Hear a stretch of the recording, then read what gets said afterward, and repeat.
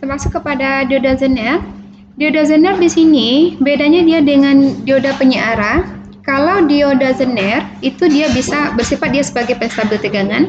Sementara kalau dioda penyiara dia adalah menyiarahkan arus dan tegangan. Artinya dia merubah arus AC menjadi DC sehingga tegangannya nanti juga akan berubah, yang awalnya AC itu nanti akan menjadi DC atau tegangan searah. Kemudian perbedaannya lagi antara dioda Zener dengan dioda penyiara. Kalau dioda Zener itu dia bisa bekerja mengalirkan arus listrik pada saat dia reverse bias, dengan catatan bahwasanya tegangan yang kita berikan, tegangan input yang kita berikan pada dioda Zener ini melebihi dari tegangan breakdown-nya. Sementara kalau untuk dioda penyiara, walaupun kita sudah melebihi dari tegangan breakdown-nya, dioda penyiara dia tidak akan bisa mengalirkan arus listrik pada saat dia keadaannya reverse bias. Tapi kalau dioda Zener bisa, dengan catatan dia melebihi dari tegangan breakdown-nya atau tegangan yang ada di body Zener-nya. Secara konsep, kalau yang untuk dioda Zener di sini kita lihat kalau dioda penyiara kemarin VD-nya itu kan dia selalu 0 I-nya, kecuali nanti tegangannya sudah kita berikan dia adalah 100 volt. Sementara kalau untuk dioda Zener ini pada saat dia sudah sama atau melebihi dari phasor-nya, nanti dia akan ada arus listriknya. Nih, arus listriknya. Ini sesuai juga dengan konsep yang rumus yang kita gunakan, IDZ itu sama dengan VS dikurangi dengan VZ, VDZ-nya dikali dengan R yang kita pasangnya berapa di rangkaiannya. Jadi itu yang menjadi arus dari dioda Zener-nya. Jadi masih sama dengan rumus yang kita pakai pada saat mencari I dioda penyiara. Jadi tidak berbeda ya. Hanya saja kalau I dioda penyiara itu kan dia paling tinggi adalah 0,7 yang untuk silikon. Germanium 0,3. Kalau yang untuk Zener itu dia berbeda. Berbedanya apa? Karena kalau untuk tegangan dari Zener itu dia itu tegangannya tergantung dengan bodinya. Apakah nanti 2,4 volt, 8 volt, 12 volt, jadi seperti itu.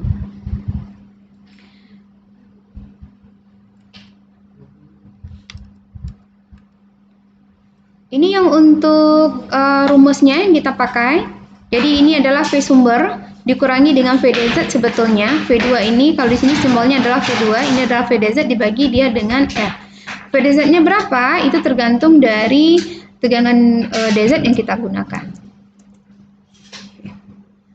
Dan ini adalah aplikasi dari dioda Zener yang digunakan di regulator yang untuk mobil yang lama ya.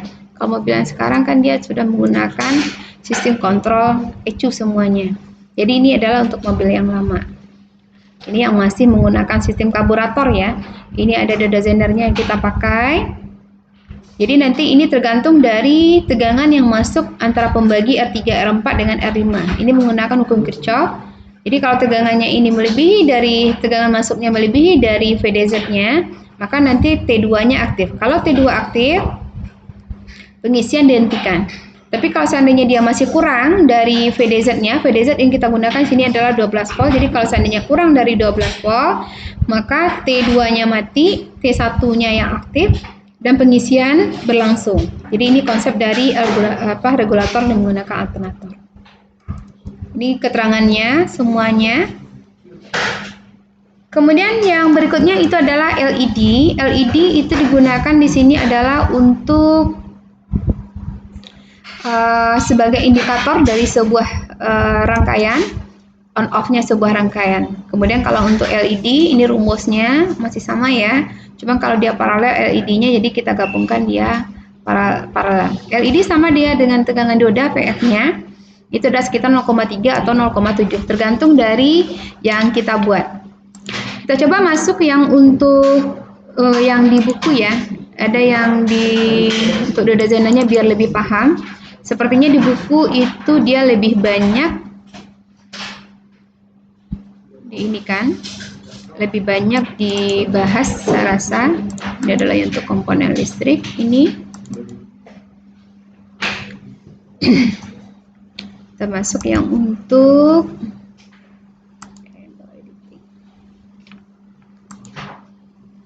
dioda Zener ya. Selesai.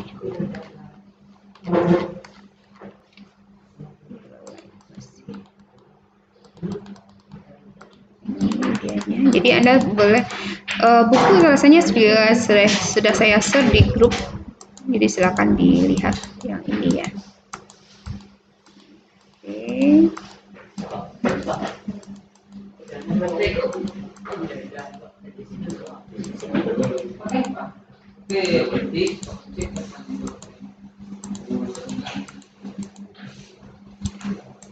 Nah, ini adalah zener yang kita pasang. Ini juga akan Anda praktekkan nanti. Itu zenernya di sini adalah kodenya 3,2, 4V8, 8V2, 12. Dan ini sumber tegangan inputnya yang kita berikan, dan ini adalah kode zenernya 5V1, sorry 5V1 ya. Ini adalah tegangan input tadi, tegangan masuk. Jadi nanti PDZ-nya ini pada saat dia forward bias itu sama dia prinsipnya dengan dioda penyearah. Jadi dia tidak berbeda. Jadi sama saja. Tetapi pada saat dia reverse bias, ini rumusnya juga masih sama yang kita gunakan. Pada saat di reverse bias, ini sumber inputnya yang sama dengan yang forward bias, dioda zenernya juga sama, itu nanti dia akan menghasilkan hal yang berbeda. Jadi ini adalah berdasarkan data pengukuran dan juga berdasarkan kajian teoritis. Jadi nanti I-nya, kalau karena yang zenernya kita pasang adalah 5,1 volt atau 5V1, maka pada saat dia kurang dari angka 5, itu, ini tegangannya ini, arusnya di sini, 0 dia. Kenapa dia 0? Karena ini adalah V sumber dikurangi dengan VDZ-nya. Jadi V sumbernya lebih, lebih besar, sementara VDZ-nya lebih kecil, itu dia tidak bisa menghasilkan arus. Jadi dia berada pada saat dia reverse bias, mirip dia dengan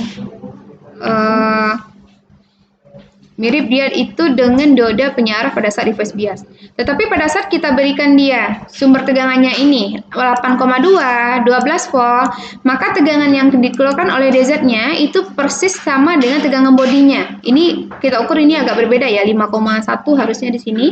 Tetapi ada perbedaan pengukuran sedikit, ini nggak ada masalah.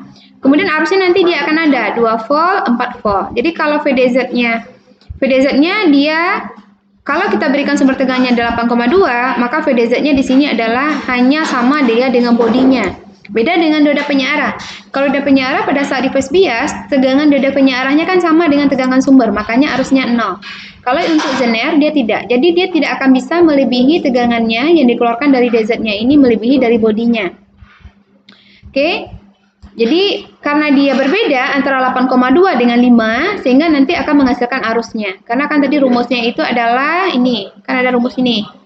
IDZ V sumber dikurangi dengan VDZ dibagi dia dengan R1.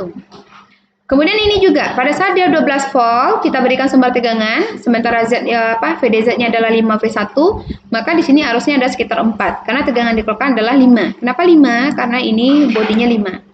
Kita lihat yang 6,2. Yang untuk 6,2, tegangan pada saat reverse biasnya 3,2, arusnya 0. Artinya di sini tegangannya sama dengan bodi, 3,2, 3,2. 3,2,2 dikurang 0. 4,8, jadi juga 4,8. Makanya dia 0. Kemudian saat kita berikan 8,2, berarti di sini adalah 8,2 dikurangi dengan 6,2. Karena bodinya hanya menghasilkan tegangan tidak lebih dari 8. Tidak lebih dari 6,2. Sehingga nanti ada arusnya 0,9 mA. Kemudian pada saat 12 volt, tegangan VDZ yang dihasilkan juga sama dengan bodinya, itu adalah 6,2, sehingga menghasilkan arusnya adalah 3 mA.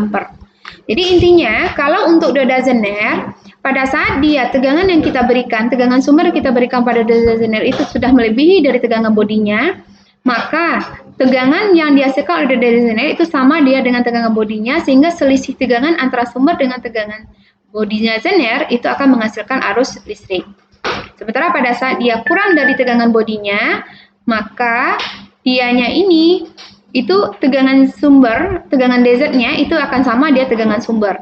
Kalau dia sama, karena pengurangannya akan menghasilkan selisih 0, makanya arusnya dia menjadi 0. Itu beda antara dioda zener dengan dioda penyearah. Dari sini ada rangkaannya seperti ini, nanti ini juga akan keluar di ujian. Jadi, misalnya kita pasang DZ-nya ini berapa. Nah, ini kan ada keterangannya di sini. DZ-nya 2V8, kemudian 4V2, kemudian ada 6V8, kemudian saat kita berikan sumber tegangannya misalnya 12 volt, LED-nya mana yang menyala, apakah LED 1, LED 2, LED 3. Jadi ini sudah dibahas semuanya di buku, jadi tolong Anda pelajari. Termasuk juga yang dioda penyearah yang mungkin belum sempat saya bahas di sini, yang tentang penggunaannya dia.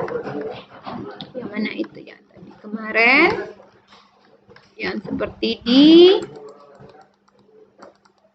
juga. Nah, ya ini ya. Ini juga dipelajari. Jadi ini kalau misalnya S1-nya di-on-kan, yang lainnya di-off-kan, yang mana nanti yang akan menyala sesuai dengan prinsip diodanya. Kemana arusnya mengalir, yang penting dia forward bias, maka dia akan menyala. Kalau reverse bias, dia tidak akan menyala. Jadi ini juga Anda pelajari, keterangannya di sini semuanya ada. Jadi tinggal dipelajari saja. Oke, yang untuk dioda saya rasa itu sudah semuanya, sehingga nanti kita ujiannya dioda sama transformator ya. Jadi mulai dari materi konsep listrik, kemudian sampai dengan dioda, sampai dengan transformator hari ini. Saya akhiri dengan Assalamualaikum warahmatullahi wabarakatuh.